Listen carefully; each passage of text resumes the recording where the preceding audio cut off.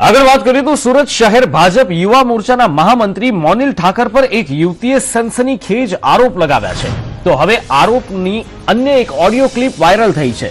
મોનિલ ઠાકરે શારીરિક સંબંધ બાંધી ધમકી આપી હોવાની યુવતીએ આ આરોપમાં ફરિયાદ કરી છે, જેમાં મહામંત્રી મોનિલ ઠાકરની પાપલીલાના કારણે યુવતી ગર્ભવતી બની હતી, જેથી મોનિલ ઠાકરે યુવતીનું ગર્ભપાત કરાવી તેના દીકરા અને પતિને જાનથી મારી નાખવાની ધમકી પણ આપી હતી. પણ આ ગર્ભપાત કરાવ્યા પહેલા યુવતી અને મોનિલ ઠાકર વચ્ચે થયેલી વાતચીતની ઓડિયો ક્લિપ સામે આવી છે. તો યુવતી અને મોનિલ ઠાકર વચ્ચે શું વાતચીત થઈ, આવો સાંભળીએ.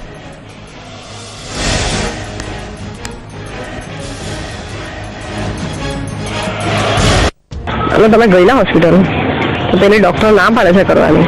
મને ખબર એટલે મેં જે ભાઈ હસ્તક ગયેલી ને કાનાડી તો એ એમણે સાથે મને ડાયરેક્ટ નહીં કીધું, પણ એ પેલા ભાઈને એને ફોન કરીને કીધું કેમ કે આ લોકો આ બધી ઇન્ક્વાયરી કરાવે છે તો એમ કે કઈ બી છે એમ, એટલે શું કઈ ઇનલીગલી છે એટલે એને ના પાડી એમ કે હું નહીં હાથ નાખું અમારે.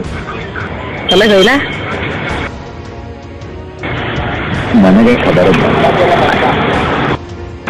હું તમને પૂછું છું કે તમે ગયેલા કે નહીં ગયેલા, ખબર નથી ને ક્યાં વાત કરો છો? હા તો પછી તો આ તો ભાઈ એને એ કેવી રીતે હશે? મને ખબર. તો હવે શું કરું? એક તો માંડ તો ડોક્ટર મળી ગયા છે. હવે તમારી પાસે છે કોઈ ડોક્ટર? તમારા ફ્રેન્ડને પૂછો ને પેલાને.